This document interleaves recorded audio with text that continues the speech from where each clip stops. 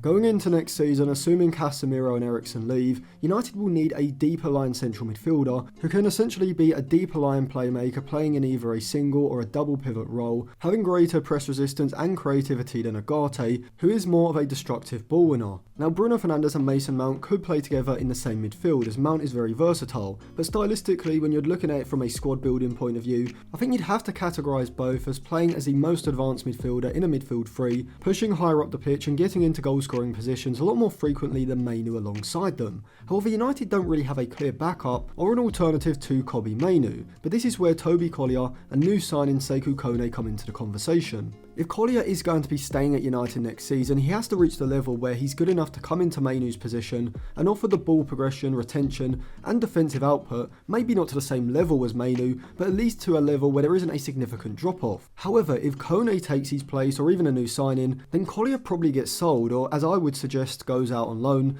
and from here it's hard to see how he'd be able to work his way back into the United squad unless he improved dramatically. Now Sekou Kone is a few years younger than Collyer, and so at the moment Collyer is definitely the better player, and it would be Kone who goes out on loan as it stands. But saying this, I think Kone's potential is far higher than Collyer's. Sometimes I feel like parts of the United fan base will just gaslight everyone into believing whoever the recent academy graduate is that Ten Hag takes a fancy to is of course good enough for the United squad and will be a top level player in the future. However, before he was sold, I thought Maxi Oyedele was the better player of the two. And I said the same about Facundo Pellistri, who people were telling me was good enough for United, when in reality he wasn't even Premier League level. And if I'm being honest, I just don't see Collier's ceiling being that high. And whilst people say that I'm hating on him and I should support him, that's just not how football works. You can't just delude yourself into thinking players are better than they are. This is Manchester United, it's not an under-12s girls team. And from watching both players, albeit Kone was playing in the Mali youth sides and in the Mali league, I think it's evident that Kone is the better progressive passer already,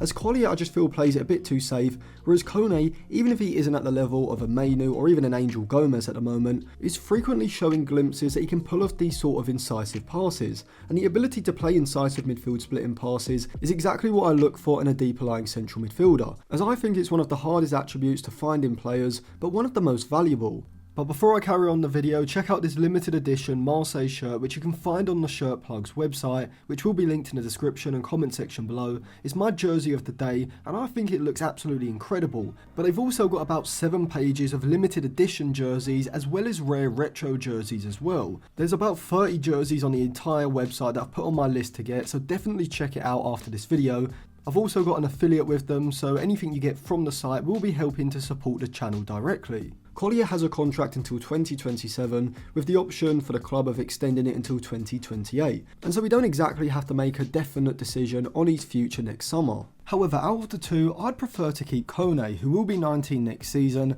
and send Collyer on loan either to the Eredivisie or potentially to a championship side like Michael Carrick's Middlesbrough. He has the engine and the defensive capabilities to develop into a useful box-to-box midfielder, I would say, but his progressive passing needs to improve, as does his ability to drop deep in the defensive third and receive the ball under pressure with his back to goal, and in the Eredivisie the lower physical levels and greater focus on technical ability compared with the Championship or Ligue 1 should be the perfect environment to allow Collyer to develop his press resistance and his ability to play midfield splitting passes, which are the two areas that I think he needs to improve on most. For Sekou Kone, it's hard for me to really get an idea of where he is at from a development point of view, until he at least plays for the under-21s. If he comes in and already looks a level above the other central midfielders in that age group, as I've said before, I'd consider sending him on loan to Celtic if there was a spot open for him, where he'd get a fair amount of game time. If you're asking why Celtic and not Rangers, it's just because I personally prefer them because I'm part Irish, so just a personal preference point of thing, but I do prefer their stadium kit and a club as a whole. And whilst these all may seem insignificant, where else could you send a young player on loan where they'll get to play in front of a massive crowd every other week, feeling the pressure that they're going to feel at Old Trafford, still get a good amount of game time, but also play European football,